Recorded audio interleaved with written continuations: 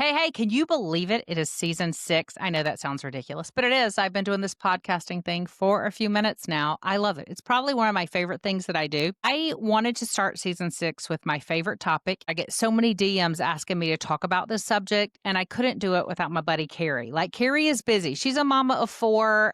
And she has no time for this. And yet I said, you must help me talk about toddlers. And so Keri Vasek, my little sidekick, welcome. Hey, it's I'm good so to glad. see you. Thank you for letting me force you to do this. My pleasure. It is so good to see your face and to talk about this topic. So this is what I want to talk about today, Keri. Toddlers. Everybody asked me to address toddlers. I want to write a curriculum. And I know it sounds silly. What is a curriculum? No one needs a curriculum at this age. Preschoolers don't even need a curriculum. I'm the first to tell everyone that. But parents do. Parents need guidance with this age group. I think especially homeschooling parents, they're like, what the heck? Even if they've had toddlers before, when they have older children and then the toddlers come back into the picture, they're like, how did I survive this before? And how do I survive it now with older children? So that's kind of been your world, right? Tell us a little bit about, you had 3, you had kind of moved through it, all fairly close, but then all of a sudden you almost started over. Tell us a little bit about that. Yeah. I mean, I had my kids are 2 years apart, 3 years apart, and then 5 years apart. So they were all, by the time the 4th came, they were all buckling their own seatbelts and getting their own snacks. And then we went back, and it was really fun to parent at that age again with a little bit of hindsight. Yeah. What would you say is the big difference with that hindsight? I just realized things weren't actually a big deal that I thought were a big deal. And some of that was my own growth, and some of it was shedding a lot of what you absorb when you're deep in that evangelical homeschooling world, and realizing that the faith implications that you'd been scared to believe aren't real. I would agree with that. That might be a spicy take. I don't know what you're No, listen, I'm older than you. I was parenting when Growing Kids God's Way was popular. Remember that? Do you even know that? Yeah. Growing Kids God's Way? Oh, that was all the thing when I was raising my children. And it's like IBLP was a big thing. What is IBLP? What is that? The Institute of Basic Life Principles. Yeah. Sorry. People. Oh, yes. Sorry, I didn't know the little acronym. I didn't know that. I didn't know that. But anyway, yes. So all of that, very similar mindset. And as a child development specialist, thank goodness I was a child development specialist and knew and parented differently. But at the time I was a pastor's wife, and you want to talk about I got called on the carpet a couple of times because I parented so freely and I didn't force my children to obey the first time. We gave our children choices and all the things. But if they don't learn to obey your voice, they will never be able to obey God's voice. That's garbage. It's garbage. Here's the beautiful thing now. I sit here now. Raising toddlers was a long time ago when I'll never forget one of my children being taught in Sunday school that she had a black heart, and she just came home sobbing and could not believe she was this horrible, that she had this black heart, and she was devastated, and trying to unteach that and have her unlearn that has been a lifetime. But I sit here now with my youngest at 19, my oldest is in his 40s, and guess what? They all love Jesus. Every single one of them love Jesus, and they love their family. And for me, those are 2 of the greatest successes of my parenting, that they want to come home still, and they still want to have Jesus in their life.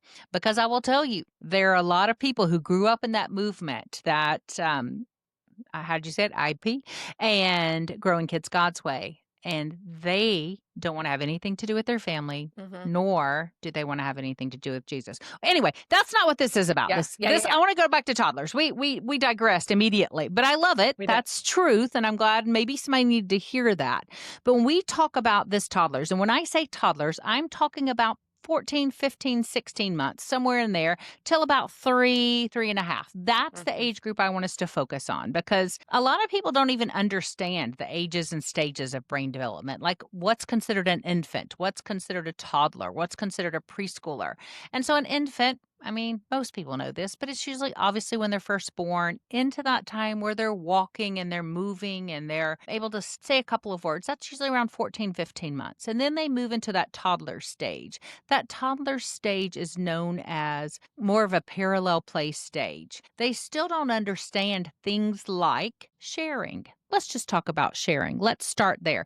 Back to this biblical, type of parenting. Not that you should. Now listen, we both love Jesus. We we follow Jesus. But that first time obedience included you must share. The minute I tell you share your toy to an 18-month-old, what happened? If you saw someone tell their 18-month-old to share, what typically was the result of that? I mean, that always, at least for us, like, ends up in an all-out battle, like, screaming, like, it Flailing, all the things. All the you things end up having to, because like, grab it from, like, it yeah, it's right. icky, it's not Yes, a good because usually the parent ends up dysregulating too and then grabbing the toy and fine, no one will have it and it's thrown on top of the refrigerator and we're Mhm. done with that.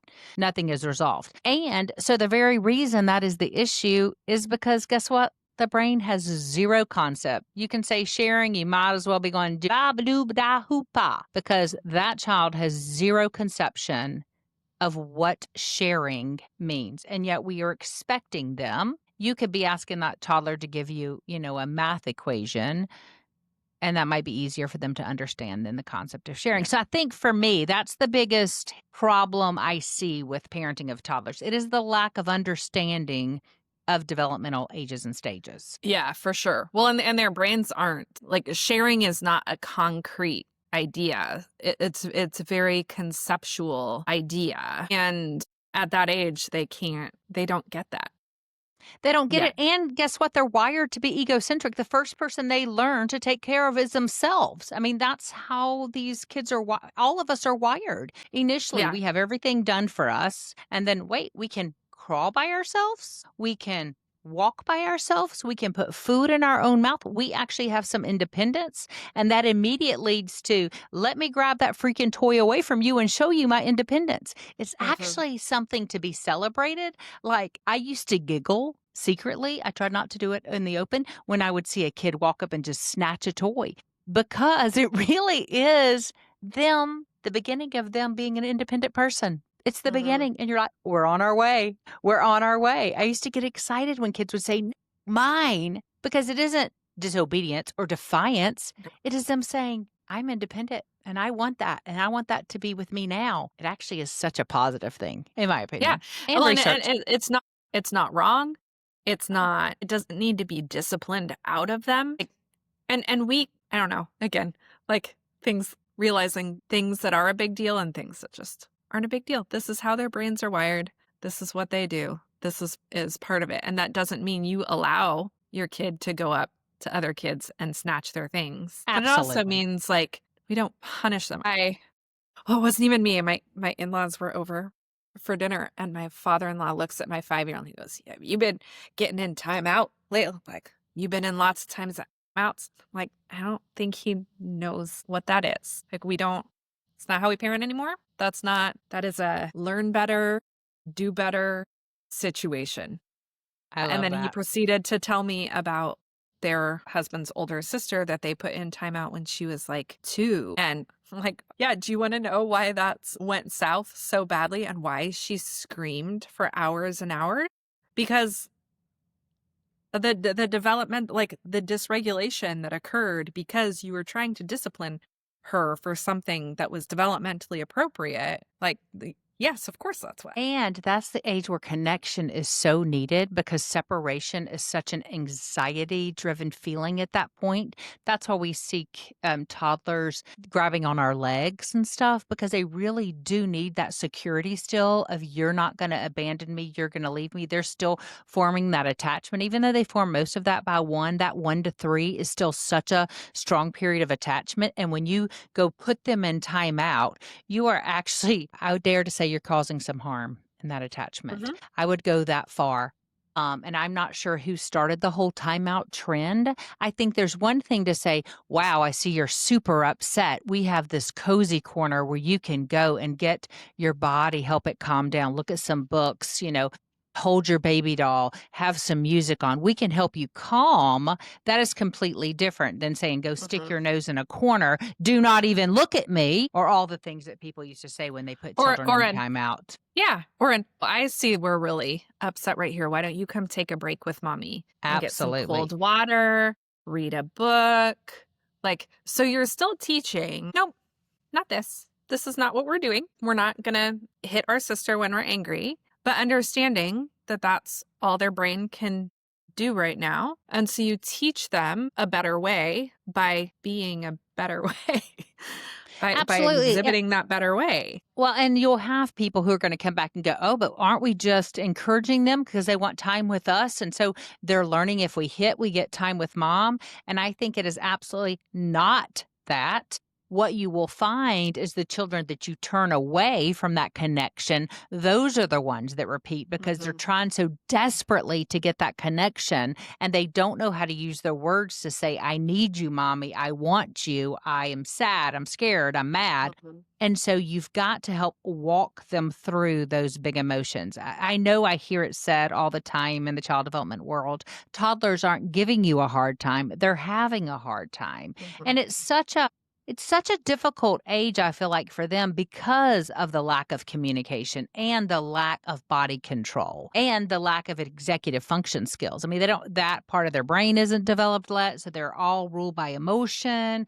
They're trying to figure out their gross motor skills. So they're trying to climb on everything to strengthen those big body parts. Mm. And they don't know how to say, that made me really angry. You ticked me off. So they Right. hit and they bite and they kick and they lose it. But really, if we know, just like you said, know better, we can do better. We recognize that and go, put words, give them the words. That's one of the best things we can do is when you see those big emotions, you say, whoa, girl, I see you are quite upset. Your brother really made you angry when he hit you or took your toy, or you got really sad when your friend took your doll. Whatever the scenario is, put words to it.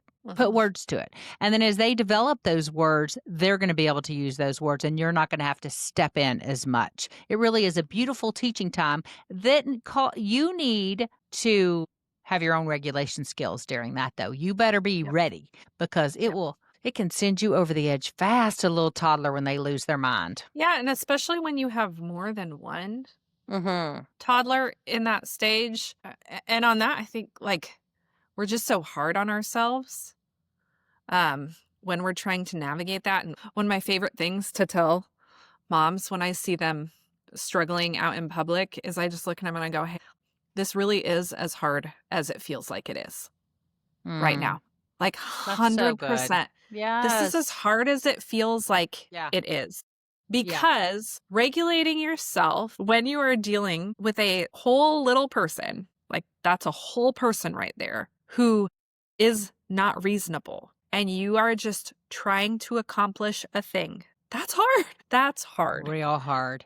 And there are so many other things that come into play too. Like I think back in one of the kindnesses that I've had to extend to myself, my younger self, has been like, well, of course I was losing it when things were getting spilled because we were living $10 to our budget. So I would tell myself in my head, don't cry over spilled milk. Don't cry over spilled milk. But that spilled milk was a big deal. Sure. Like Yeah. that. Yeah, and I don't wanna lessen that it is I don't wanna say it isn't hard. It is hard, and it is those feelings are real that you're feeling as the adult. I don't wanna minimize that. No, You're I don't right. I don't think you are at all. And I think like but I think if we're talking about regulating ourselves, we have to pay attention to how we're speaking to ourselves and what Mm, we're and like what are those other factors that are impacting the way that the expectations I have for my toddler, the way I'm showing up for my like I think there's just so many other things that impact our parenting. And I just think having many of them, having multiples in that stage, when I had my fourth, when I had Aaron, he was the only one in that little stage. And so we could just kind of hang out there and do it. But when I had a 5, a 3, and a baby, like then it just gets harder to adjust and regulate as in the way that toddler needs and needs from us.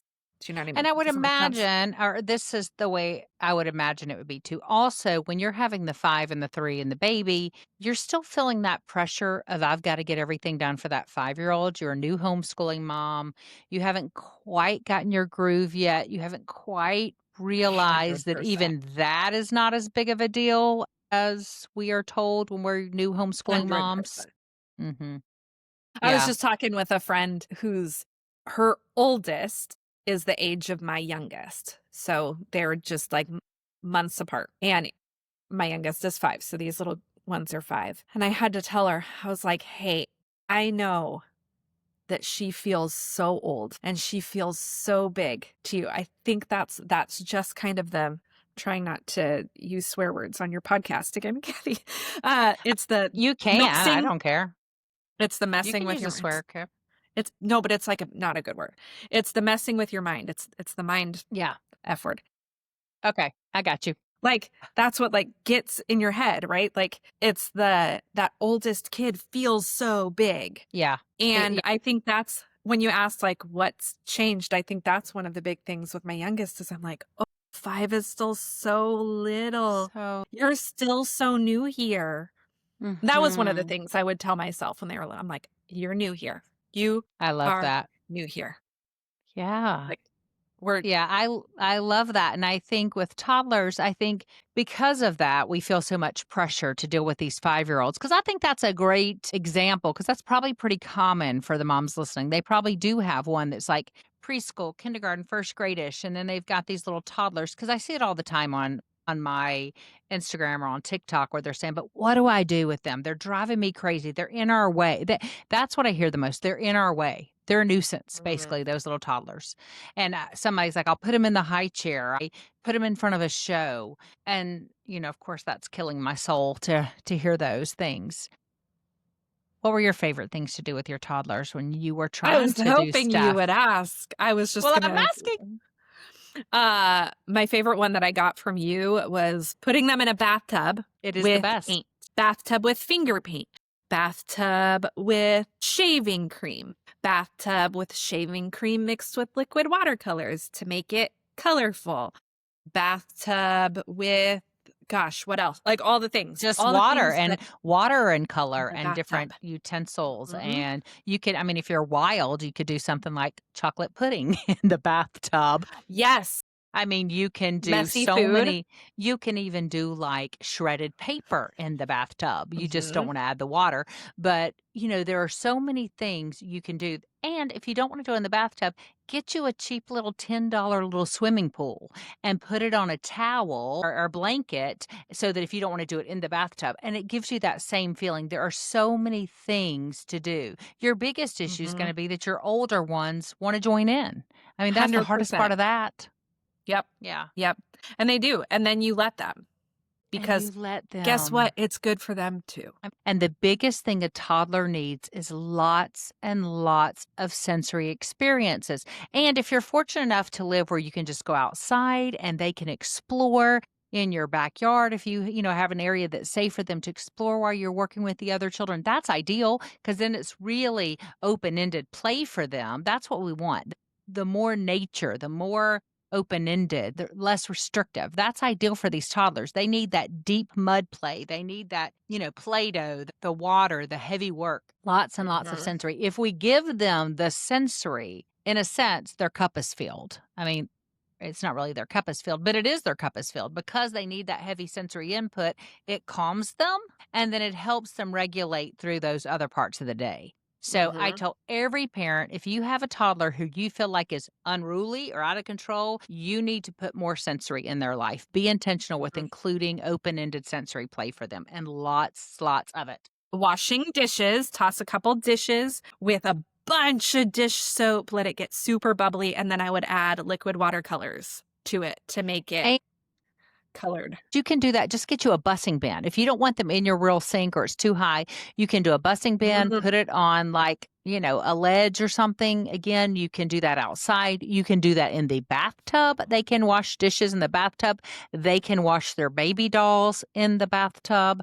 Those are all Mhm. great, great sensory activities that is going to calm their nervous system. It's going to fill that sensory input that they need, and it's going to keep them busy for quite, you'll be amazed at how Well, long and they you will can stay talk to engaged. them.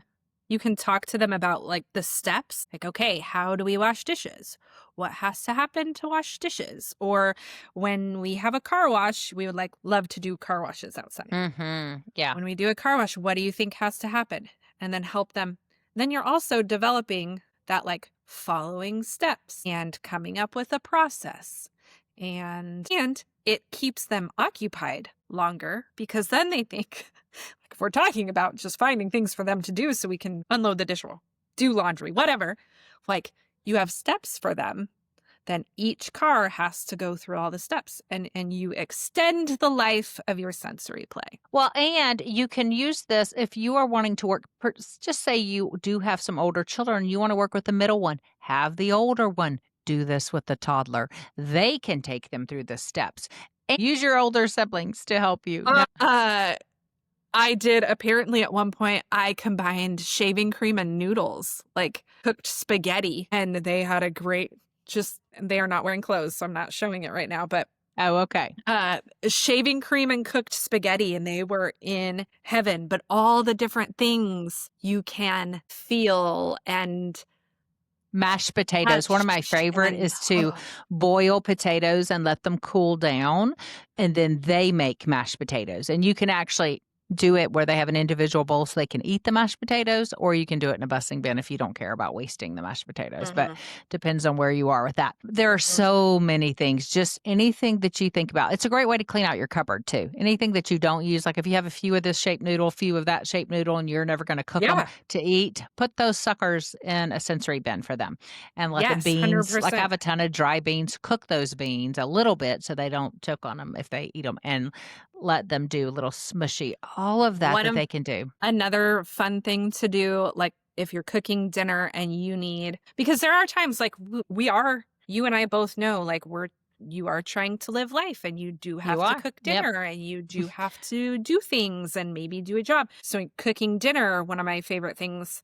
uh, to do is to hand seeds from whatever I'm cutting, like, Yeah. "Hey, I have some bell pepper seeds, go plant these in the backyard," and we do have random stuff growing in the yard, I but, love like, it. so it gives me a minute, it occupies him for about 5 to 10 minutes while he's Yep. going out and he's planting seeds, and now I have, like, a random pumpkin plant, so I we'll see love how that that. goes. Absolutely. And for me, when mine were little, because I always had a toddler around, it felt like I was the queen of I'm plopping that toddler on the counter. Now, I don't want to hear from safety police, but I did it every time. There was a toddler. My toddlers would sit on the counter with me while I cooked, and I would just spend that time talking to them as I cooked. And yes, I kept them away from the stove. We had a huge counter that they could sit on, but I made them a part of the process. And it, for the most part, that worked for us. And the kids loved it because they got that time with me. And we would sit and we would sing Mhm. and I would chop and we would talk. And they're not trying to grab the knife or all the things. But I also could give them a knife that was appropriate and some things for them to cut, like the end of the cucumbers or things like that. And they could be cutting,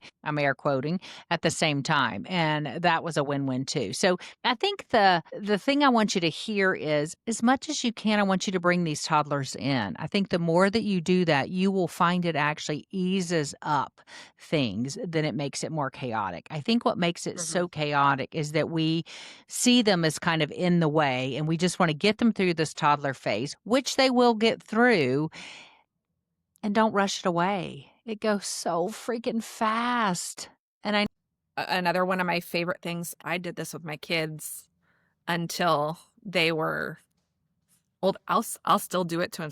Where I'm like, "You want me to wrap you in a blanket?" Where I have a huge now I use like a quilt Mhm. or, I have a huge sand cloud towel that I'll use that even works with my big kids. Yeah. But especially when they were littler, I would actually swaddle them. Yes. Yeah, it's But like a I'd tell you burrito. Mhm, and Wrap you like do a it burrito. really tight all on their whole body. Or there's a Yes. game you can play where you can actually when you're laying next to them, you can actually roll your body over them Yes. and it doesn't hurt them because you can do a whole like physics lesson about how pressure across spaces, do your own physics lesson.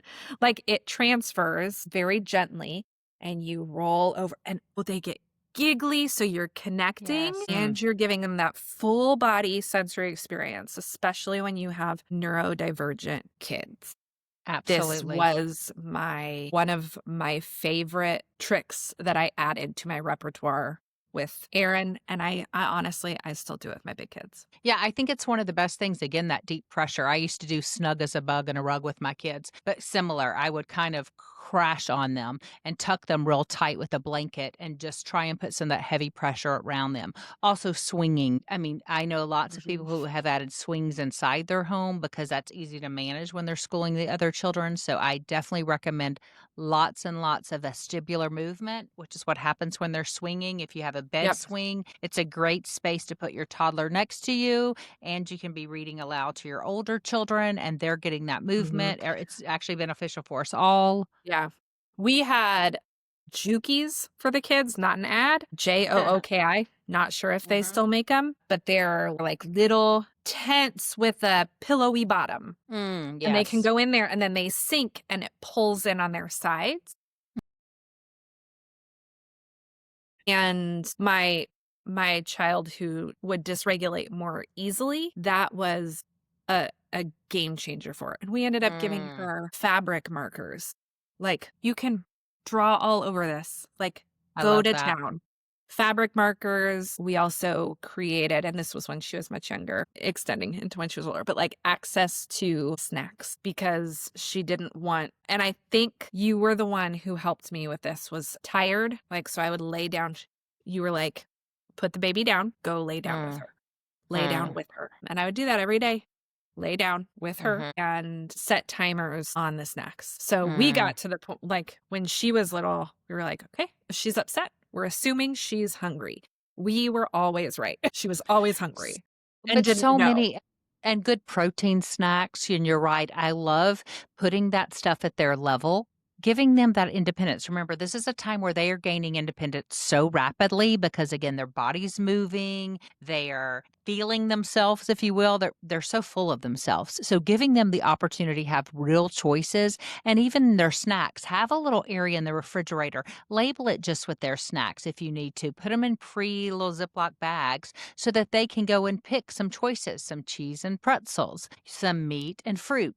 Give them some Mhm. protein and other options, but let them make that choice. That choice is what's empowering, and it has to be a real choice. It can't just be a fake choice. Do you know what I mean? Yeah, I Yeah. do. I remember a phone call with you about Oops. that where I was like, I told her she could clean up her mess or go to bed.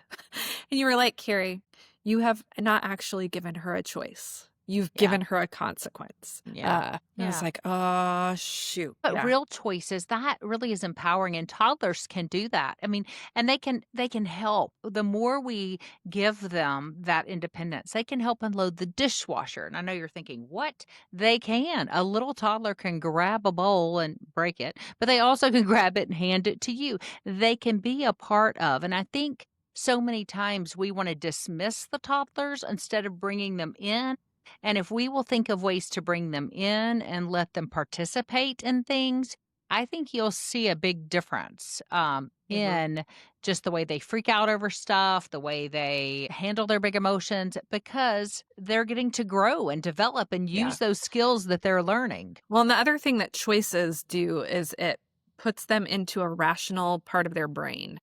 Yeah, So they've been it in the does. emotional part, and then you start asking them, like, colors are great, numbers are Hmm. great. Would you like 3 strawberries or 7 strawberries?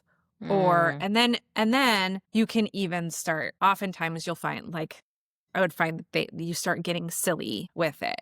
And they're like, Oh, "What if I girl. add 100 strawberries?" And I'd be like, "What Yes. if you have 1,000 strawberries? You would turn into a strawberry." Like, again, just not things that just aren't a big deal.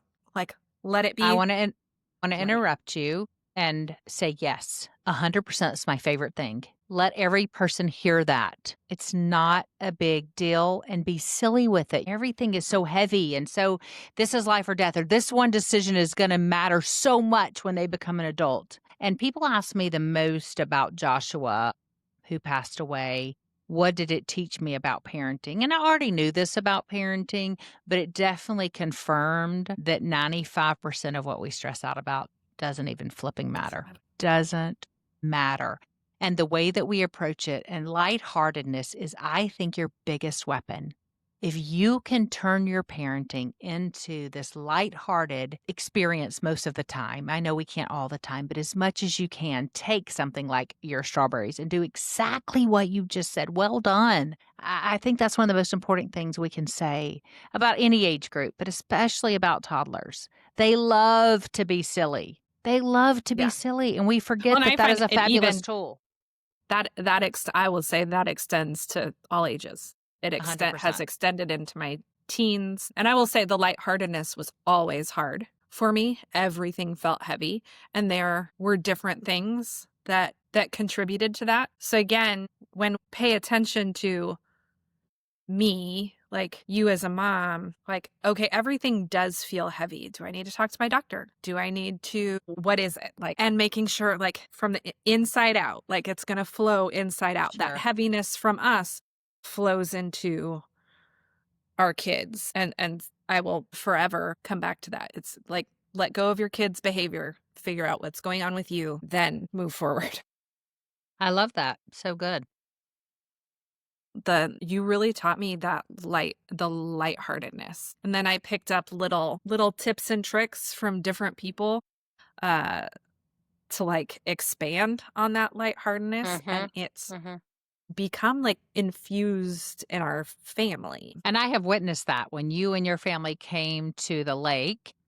I mean, probably wasn't even your best parenting moment because you were quite sick that trip, and still I saw that lightheartedness in your parenting, and it was Thanks. beautiful to witness. I mean, so I can vouch that you took that and you infused that into your family, and it Yeah. is Well, lovely. and I just love the idea of like really paying attention to what is actually a choice Mhm. and what is not. Like, I think the example you gave me is red cup, blue cup. That is a choice. It Would you is. like the red cup or would you like the blue cup? So now it's like when I know, and my kids aren't toddlers anymore, but when Aaron was a toddler, they'll sometimes refuse the thing that you know is going to calm them down. So Sure.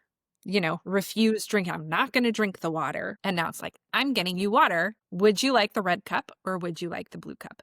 Would you like to get a cup out of the cupboard or would you like to drink from mommy's water bottle? That was more for like, let's have some water. Would you like this or would you like this? And that's so Yeah. simple. But when we really think through, are we actually giving choices? And that doesn't, yeah, I think you said it earlier too.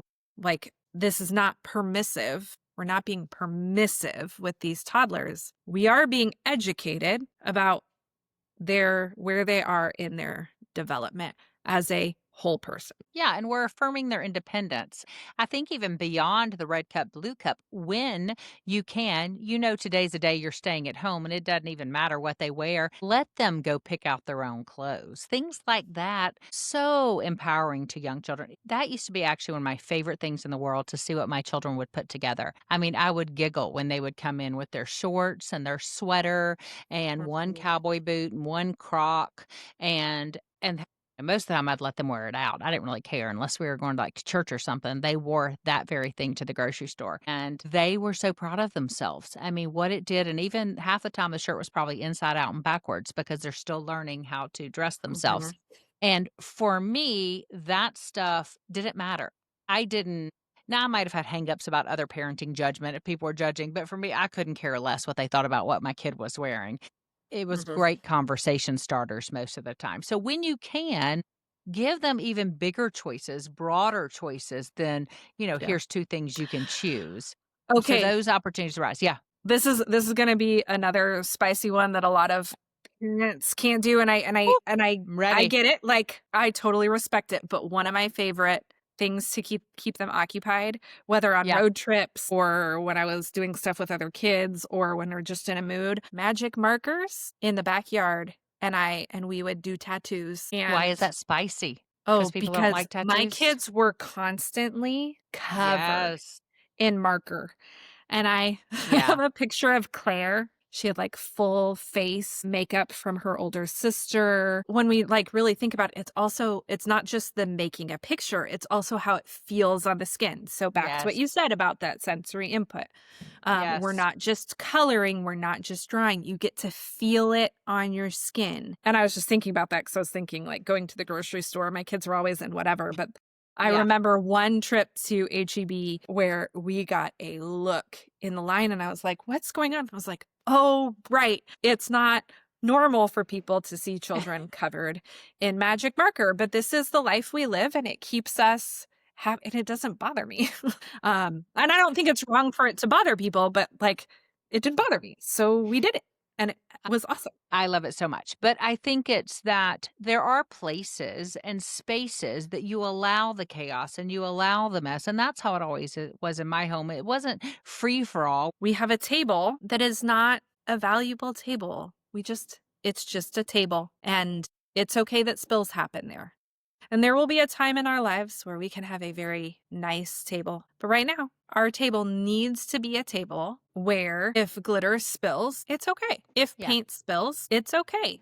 And I was actually wiping it down for dinner last night and I was like looking at the little spots where somebody, missed the paper and went off on the Yeah. table or somebody who when Aaron was itty bitty, we started finding he was like a quiet toddler who would go around the house and you didn't know he was doing things, but he was. So over the years since, we find little spots that he found on the wall How funny. or under the table. I just sold a table and I found Evie had been under there and wrote her name on the bottom of the table. We sand the table and we refinish it. And like you said, nope, let's draw on paper. Nope, let's draw on paper. Nope, let's take this outside. Oh, this is an outside activity. Yes. This belongs in the bathroom and keep those reminders coming and then just hold it loosely. You can get a magic eraser. We can replace tables. It's okay. I raise all these mud children, and then I have Which I this love. child who does not like to be dirty, and he does not like to make a mess, and he does not like things spilled, and we panic at all the things. So that was a left turn. So he'll spill yogurt, for example, and panic and go, oh, what are we going to do? What do we do when we spill something? He goes, just clean it up. Yep, because we've Just been clean it doing up. that since like, hey, it's okay. We're just going to clean it up. And part of that is me telling myself, it's okay. I know Mhm. executive functioning is hard for you, Keri. We're just going to clean it up. We're just going to walk, and I'm talking myself through it. Like adult ADHD, like we've got executive functioning issues. And that also played into how Yeah. challenging toddlerhood felt. So with Aaron and understanding what I understood about myself at that point, then I would just talk myself through it. Like, we're I just going love to go that. get a paper towel. We're just going to clean this up. It's okay. It's not an emergency. Just clean it up. Well, it's amazing what that does. That just goes back to the words that we use with these toddlers, especially you guys, they are growing their self-worth. It starts in those early, early, early years. All right, girl, I'm gonna wind up because you gotta go work and you have kids back there who need you. So we're gonna finish up this opener. Listen, I thank you for taking time out of your busy mothering to hang out with me and talk about toddlers. I love this topic so much. I could talk about toddlers all freaking day I know because they're you could, and just we my love favorite. you for it. I love them. All right, so this season's a little bit different. We're not even doing character traits because we have those recorded. We're having guests on. We got lots of guests coming up. I've got Zan Tyler coming up. I've got Megan Hampton coming up, who is fabulous. Have you discovered her? If not, go discover her. I have got Julie Bogart. I've got a lot of people coming up this season, so can't wait for it. Fun. I know. Alrighty. Follow and listen. All right. Love ya. Love ya. Bye. Bye.